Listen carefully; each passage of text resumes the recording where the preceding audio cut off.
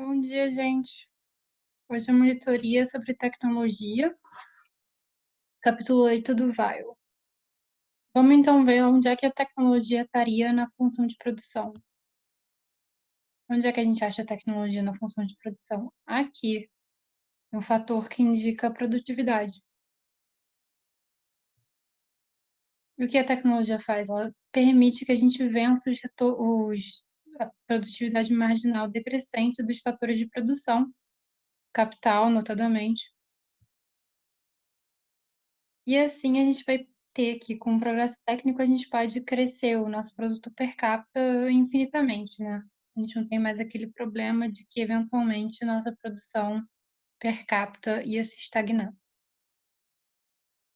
E como é que a gente cria novas tecnologias? Do mesmo jeito que a gente cria capital, com investimento. E quem investe? A gente tem que quem investe, em geral, são as empresas, procurando lucro, né? E também tem o governo e os pesquisadores autônomos.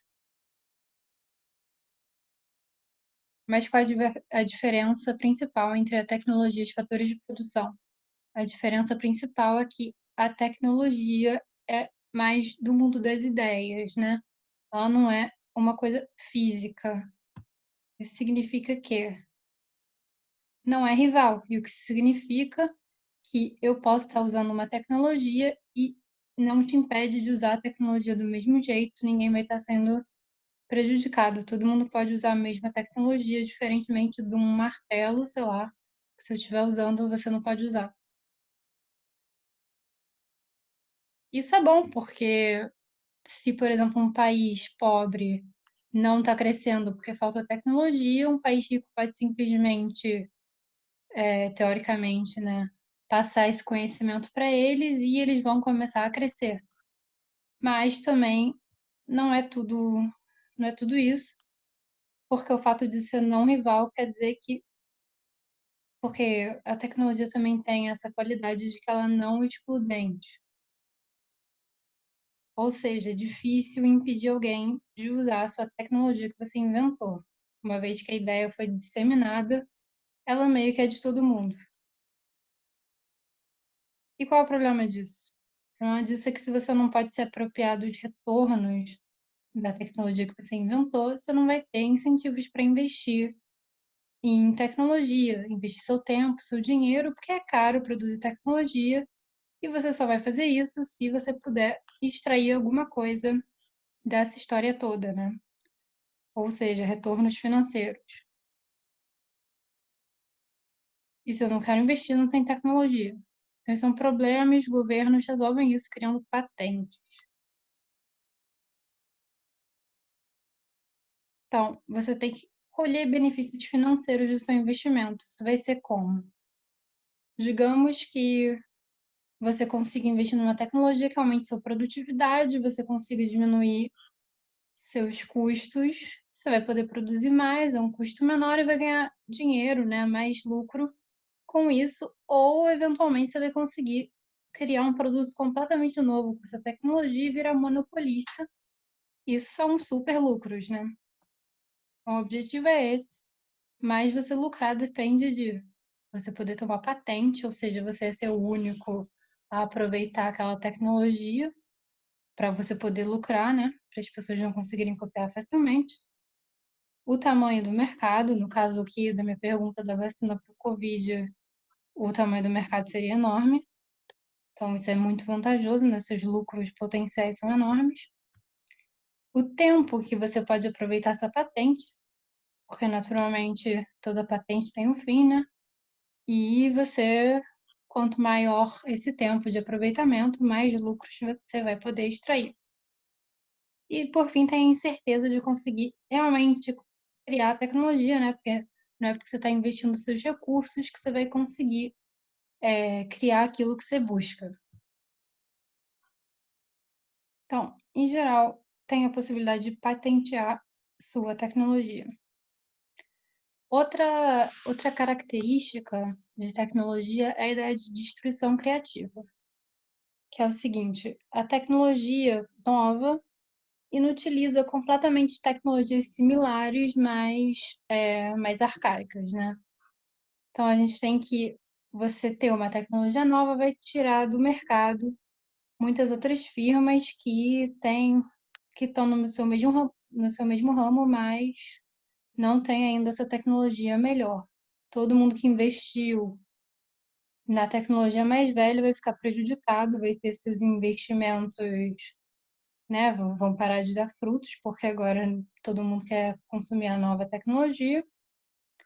E isso é um problema porque, além de levar à falência todas essas empresas que tinham investido na tecnologia mais velha, também acontece muitas vezes que as empresas mesmo que têm a tecnologia mais atual evitam, né? Elas tentam impedir outros de criar tecnologias melhores, justamente para não perder o mercado. Isso cria um desincentivo a inovar e a criar tecnologia.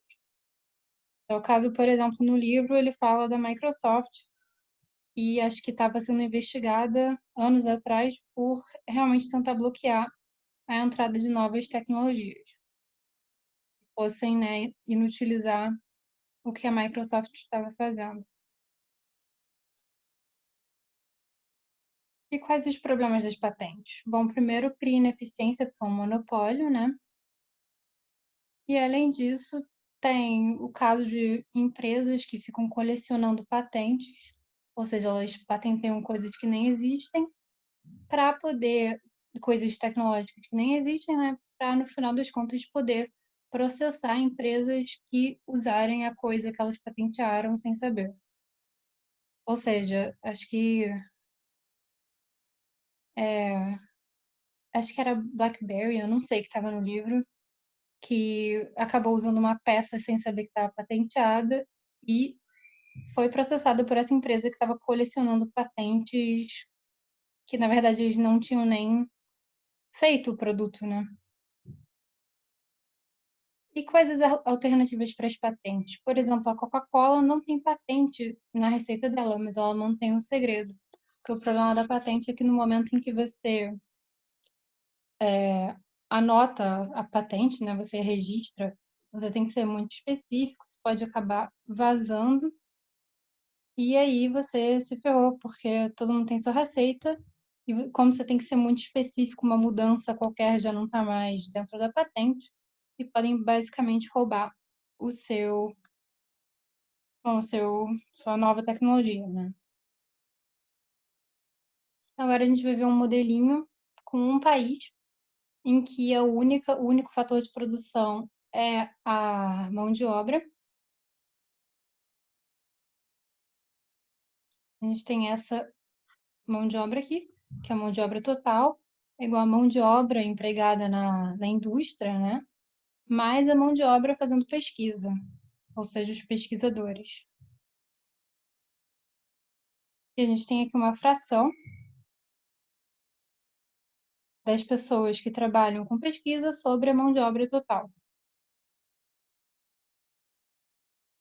Então, a gente tem que os pesquisadores, ou seja, LA, é dado por L vezes essa fração, justamente porque a gente multiplica e a gente passa para esse lado, né? Vai ser igual a LA. E agora a gente pode substituir a LA aqui por esse novo termo, né? E vamos isolar a parcela da população que trabalha na produção, na indústria. É esses aqui. Ou seja, a gente passa esse para outro lado, isola, né, o L. E qual a função de produção dessa economia? Bom, a gente já sabia, né, que só depende da mão de obra, como eu falei no começo. Então, a mão de obra vezes uma produtividade, uma tecnologia. Vamos substituir aqui essa mão de obra que trabalha na indústria.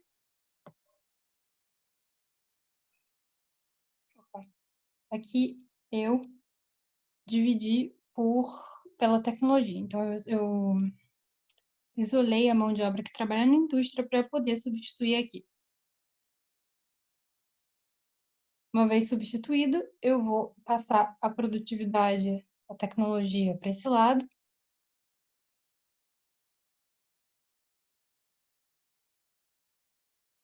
e dividir por L. Aqui o L tinha sumido, mas, né, eu dividi por L, desculpa. Então aqui fica o quê? Per capita. Então a gente tem que nosso produto per capita é igual a nossa tecnologia, 1 menos a fração da população que trabalha com pesquisa. Como isso é uma constante, né, porque não é que o número de pesquisadores muda tanto, tão rápido, ou melhor, né, que a nossa fração de pesquisadores na mão de obra vai mudar tanto, então a gente tem que a taxa de crescimento de Y vai ser igual à taxa de crescimento desse. Por quê? Simplesmente porque esse estava multiplicando por uma constante, né? No momento em que a gente vai aplicar o log e derivar em relação ao tempo, vai ser uma derivada de uma constante, vai ser zero. Então, a gente só fica com taxa de crescimento de Y per capita igual a taxa de crescimento da nossa tecnologia.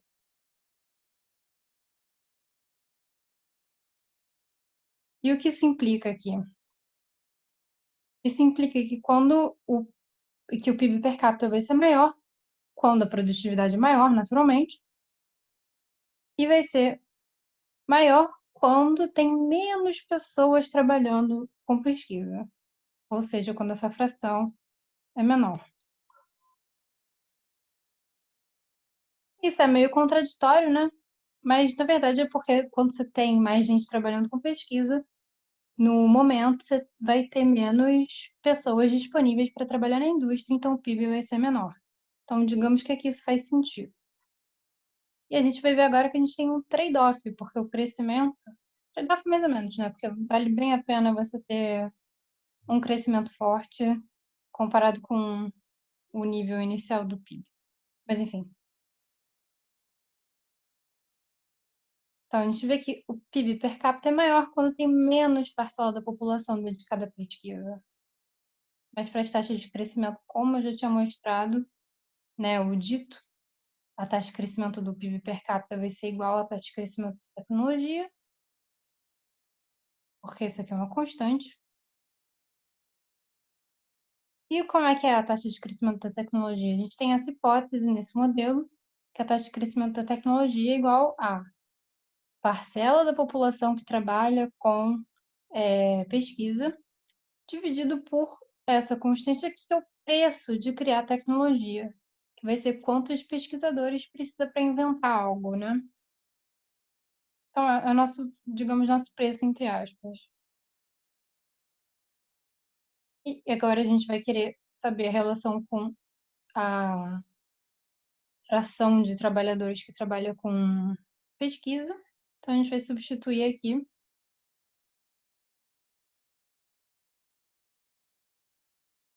E da fórmula dessa fração, a gente tem que o LA vai ser igual a isso, né? Que basicamente multiplica por L a fração. Então, o que que a gente tem aqui? A gente tem que, quanto maior a fração de trabalhadores que trabalha com pesquisa, maior vai ser a nossa taxa de crescimento do PIB per capita. Então, o nível do PIB vai ser menor quando tiver muitos pesquisadores, porque a gente vai ter menos pessoas para trabalhar na indústria, né? Mas isso compensa bastante, porque nossa taxa de crescimento vai ser mais alta.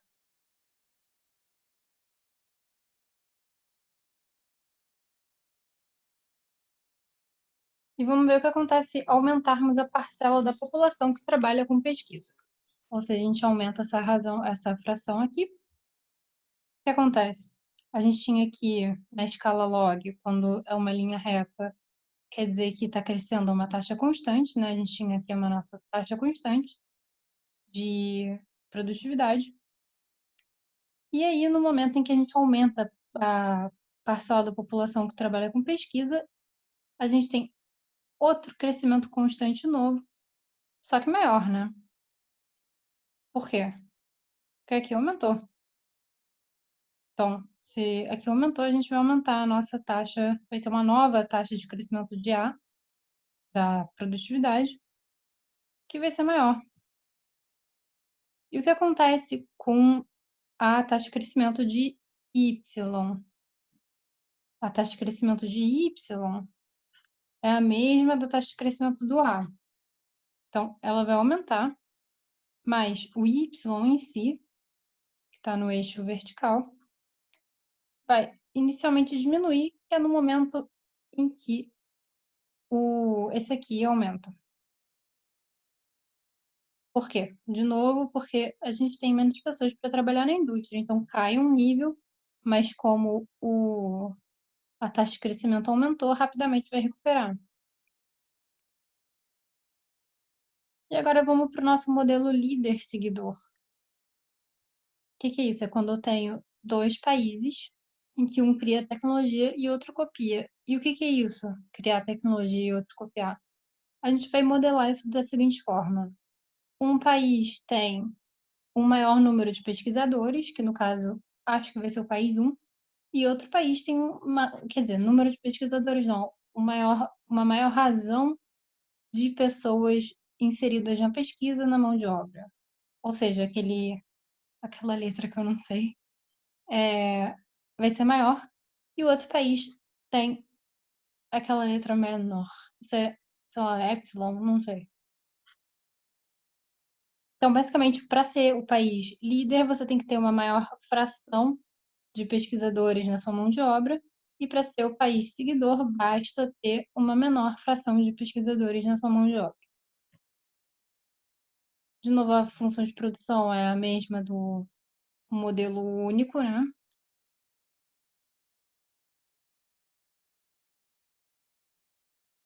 E a taxa de crescimento da tecnologia do PIB vai ser dada pela mesma coisa, só que essa é a taxa de crescimento do líder, em que a gente tem esse preço de inventar. E para a taxa de crescimento da produtividade do seguidor, a gente vai ter que esse preço aqui vai ser substituído pelo preço de seguir, né, de copiar. E esse preço de copiar, a gente agora vê que ele é função da razão entre seu estoque de tecnologia e o estoque de tecnologia do país líder. Então, essa razão aqui, de novo, a gente pode ver que essa razão aqui vai ser 1 se seu estoque de tecnologia for igual ao do país líder, entre aspas. Porque eu não sei se você é o país líder ou não, mas enfim, se o estoque de tecnologia do país seguidor for igual ao do líder, a gente vai ter que isso aqui é 1 e que esse custo de copiar é igual ao custo de inventar. Então, aqui a gente vê que vai estar pequenininho, né? Mas o custo de inventar é no momento em que essa razão é 1, porque você tem os mesmos atributos do país líder, né? Então, seu custo vai ser o mesmo. E quanto maior essa razão de diferença de tecnologia, né, de um país para o outro, menor vai ser seu custo. A hipótese aqui é que quanto mais atrasado você está, mais você vai usar tecnologias mais velhas e por isso você vai ter copiadas desse outro país, né? E por isso você vai ter menores custos, porque você está copiando coisas, né, coisas bobinhas. Você não está no, na ponta da tecnologia, né? Você está copiando o celular Nokia tijolão. E aí você tem menor custo. Essa é a hipótese. Então, aqui a gente tem a taxa de crescimento do país líder, que vai ser o quê? Uma constante, porque no caso do país líder, esse preço de inventar vai ser sempre igual, né? E no caso do país seguidor, a gente tem que, na verdade, a taxa de crescimento da produtividade dele muda. Por quê? Porque no ponto em que ele tem a mesma quantidade de tecnologia que o país líder, a gente vai ter que esse Mi, né? Não sei, vai ser igual ao Mi de inventar, o preço de inventar. Então, aqui é o momento em que vocês estão com o mesmo nível de tecnologia. Por outro lado, quanto maior for a diferença, né, de tecnologia do país líder para o país seguidor, mais isso aqui vai aumentar. Por quê? Porque ele está diminuindo. Seu custo está diminuindo. Seu custo de copiar é pequeno. Então, opa. Então, a gente tem que a função é crescente, né? Não é uma reta, não é constante. Então, o que acontece aqui? Aqui, nesse ponto, por exemplo, né, se a gente tem a mesma quantidade de tecnologia no país líder ou no país seguidor, a gente tem que a taxa de crescimento da tecnologia do país líder vai ser maior do que a do país seguidor. Se a taxa de crescimento do país líder é maior que a do país seguidor, então a quantidade de tecnologia a quantidade de tecnologia do país líder vai estar se afastando cada vez mais do país seguidor, que está ficando para trás, né? Porque ele está crescendo mais, esse está crescendo menos, e de que tinha tecnologia igual, agora não está mais com tecnologia igual. Por exemplo, estamos aqui. Aqui, o que acontece? Continua com maior tecnologia. Então, vamos passar para cá, até que aqui está com tecnologia. Quer dizer, até que eu estava falando errado. Aqui está com maior taxa de crescimento da tecnologia. Então, continua aumentando o gap, né, entre os dois países, representado por essa razão entre as tecnologias dos dois, até que, em um certo ponto, não estão mais, eles estão crescendo a mesma taxa, né, de tecnologia, então o gap não aumenta mais. Aqui a gente está num estado estacionário, basicamente, porque essa razão vai passar a ser constante. Então é isso. Então tem essa tendência, né? Basicamente vai migrar para o estado estacionário, que é onde vai ficar no longo prazo, e no longo prazo a taxa de crescimento do país seguidor vai ser igual à taxa de crescimento da tecnologia do país líder. Então, a nossa taxa de crescimento do PIB per capita também vai ser igual nos dois países no longo prazo. Isso por quê? Porque o fato de ter maior razão de pesquisadores nesse país leva a gente ter que ter necessariamente uma diferença estável, né, entre o nível de tecnologia dos dois países.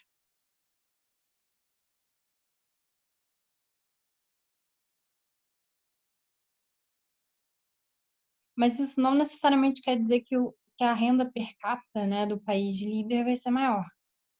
Isso ele fala no livro que, basicamente, se o país seguidor tiver custos suficientemente baixos, pode ser até que ele tenha uma renda per capita maior. Aí o que acontece se o país seguidor aumentar a proporção de pesquisadores na mão de obra dele, naturalmente sem ultrapassar o país líder, porque nesse caso ele viraria o líder, né? A gente não quer isso, a gente só quer saber uma pequena mudança no número de pesquisadores, o que acontece. Bom, isso aqui vai passar a curva da taxa de crescimento da tecnologia do país seguidor vai aumentar. Por quê? Naturalmente você está aumentando essa razão aqui, então isso aqui também vai aumentar. Então a gente está migrando para cima, né? Deslocando nossa curva para cima. No curto prazo, as tecnologias vão ficar, né? Não dá para mudar tão rápido. Então, no curto prazo, a gente vai passar para o país seguidor tem na verdade, uma taxa de crescimento maior do que a taxa de crescimento do longo prazo, que seria a do país líder. Então, a gente está aqui. Como a gente está com o país seguidor com um maior crescimento do que o líder, a gente tem que nossa diferença nas tecnologias, né, vai diminuir. A gente está indo para cá, até, vocês sabem, né? Achar um novo estado estacionário. Então, o que acontece? O que eu narrei aqui? A gente estava. Essa é a curva da taxa de crescimento país, do país líder. Como a gente está vendo, é uma reta, então é uma constante. E aqui é a taxa de crescimento do país seguidor, que é uma constante igual a essa, né? A gente está com a mesma taxa de crescimento. Momentaneamente, a taxa de crescimento do país seguidor vai aumentar, que é o que acontece aqui, né? Quando a gente está com a mesma razão aqui, e a gente só subiu, porque deslocou para cima. Então, aqui a gente está com uma taxa de crescimento da tecnologia do país seguidor maior que a taxa de crescimento do país líder. Então, é isso que a gente vê nesse pedacinho aqui. Até que estabiliza de novo para uma taxa de crescimento igual do país seguidor, do país líder, desculpa. Volta à taxa normal, que é o que a gente vê aqui, no novo ponto de estado estacionário. E o que acontece com o PIB per capita? Bom, a gente vê que a taxa de crescimento do PIB per capita era igual à taxa de crescimento do PIB per capita do país líder, mas nesse momento em que a gente tem um aumento do A, né, um aumento ainda da taxa de crescimento do A, a gente tem uma pequena queda e depois a gente vai voltando para a nossa taxa de crescimento usual do PIB per capita. Agora, uma pequena comparação com o modelo de um país. Então, a gente tem que, no modelo de um país, você aumentou, né, sua razão de tecnologia e você aumenta sua taxa de crescimento da produtividade. E aumenta também sua taxa de crescimento do produto, isso a longo prazo. Vai ficar essa taxa de crescimento toda a vida, né? Até você mudar de novo alguma coisa. E no modelo com dois países, no caso do seguidor, então vai ter que, na verdade, a taxa de crescimento não muda, porque ela continua sendo orientada pelo país líder. O que acontece é que você vai mudar, digamos, o seu nível tecnológico de PIB.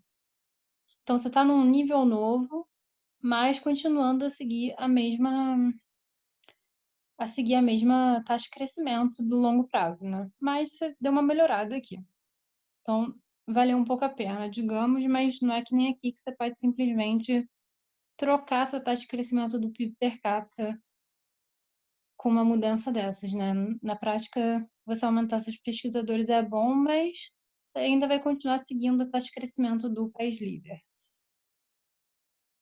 Mas isso a gente está assumindo que tem uma passagem muito, digamos, fácil, né, de tecnologia do país que está liderando tecnologicamente para o país mais pobre. Isso é com certeza? Não, não é com certeza. Porque muitas vezes as tecnologias beneficiam só quem tem um nível, né, um estoque de capital alto. Pode não ser, mas pode ser. No caso em que não é, a gente tem como a gente tinha antes, né, que um aumento da produtividade vai beneficiar o país rico, no caso a gente está considerando rico quem tem muito capital per capita, e também vai beneficiar o país pobre, um pouco menos, mas vai beneficiar. Agora, no caso em que as tecnologias só beneficiam quem tem a maior, não sei, no, no livro do exemplo de trem magnético, né? Uma tecnologia nova para um trem magnético. Então, isso só vai ser bom para quem é muito rico, né? Para quem tem esse capital. Para o país pobre não vai fazer a menor diferença. Então aqui realmente não tem aumento nenhum de PIB per capita. Por quê? Porque a tecnologia é excludente nesse sentido, né? Ela só vai beneficiar quem tem maior capital per capita. E outra questão é do conhecimento tácito, que é no caso em que tem, assim, pequenos macetes, né, para fazer alguma coisa que para as pessoas do país desenvolvido é óbvio, né, para os técnicos do país desenvolvido é óbvio, não vão nem se dar o trabalho de anotar isso não sei, na descrição da tecnologia. E no caso do país pobre, eles não têm esse know-how, né, eles não fazem a menor ideia. No livro fala que, acontecia de tentar instalar uma fábrica de lâmpadas na Hungria, e quando faziam isso, a máquina que fazia lâmpadas dava super errado e tinha um prejuízo por anos, enquanto que se instalava no Japão essa mesma fábrica com as mesmas com a mesma máquina, né, imediatamente começava a dar o mesmo lucro que no país de onde nasceu a tecnologia, né, que eu não lembro qual era. Enfim, por quê? Porque eles tinham uma certa familiaridade com o processo que precisa para implantar, enquanto que talvez fosse Índia, não Hungria, mas não sei.